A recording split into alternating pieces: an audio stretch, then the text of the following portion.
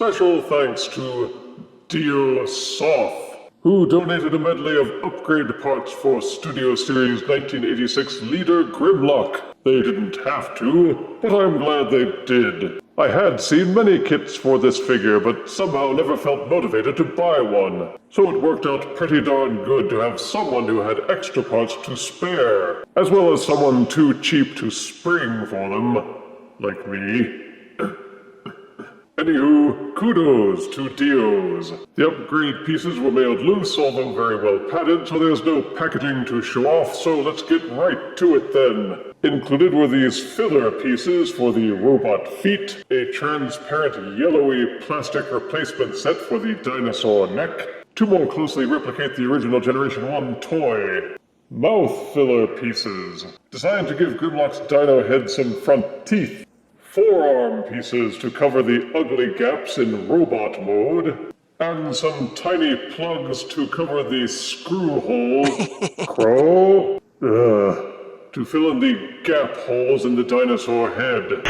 The installation for the pieces is fairly straightforward. The foot pieces are held in by friction, not by screws or by tabs, but they hold in pretty firmly and fit pretty tight. Like pieces of a jigsaw puzzle, they'll snap right in, and they hold pretty well under normal handling. Just fit them all in nice and tight, and the robot mode will have the feet gaps filled in. You can still fold them up for the transformation, and it doesn't interfere with that at all.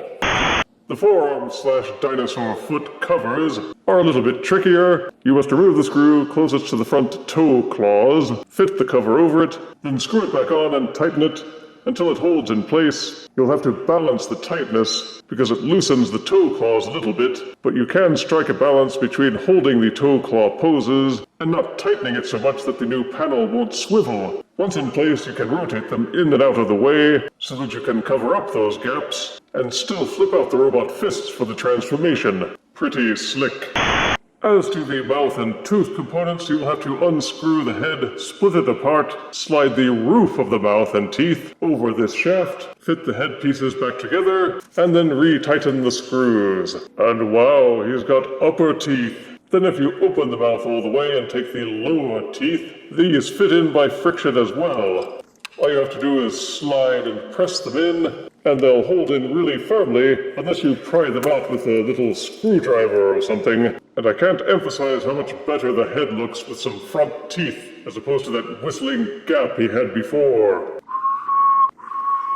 Each piece seems to do an excellent job of filling in the gaps and correcting some of the oversights made by Hasbro in the design of this figure. It was already pretty darn good, but this makes it even better, especially adding the extra teeth up at the front.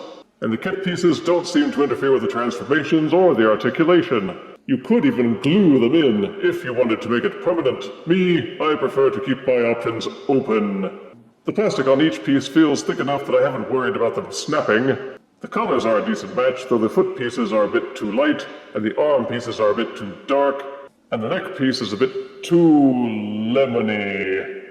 The tiny plugs that fill in the screw holes take a lot of finagling to get in, and once they're in, they'll probably be very difficult to fish out. So make sure that you don't want to take the head apart again before you put them in. The one thing I didn't do was replace the neck, because I have the other Studio Series Dinobots, and they don't have transparent pieces yet, so if I changed Grimlock, they wouldn't match. Other gifts included from Dio Soth include this Toy House Factory knockoff of Masterpiece Laserbeak. And to be fair, it's a pretty good knockoff. I really couldn't tell the difference between it and actual Laserbeak Masterpiece, except for the colors and the decals.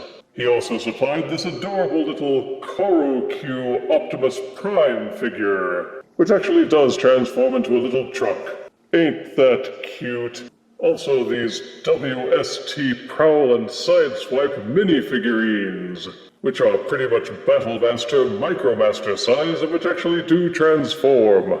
Awesome stuff, and they'll look good running around inside thrilling 30s Metroplex. Vroom vroom vroom.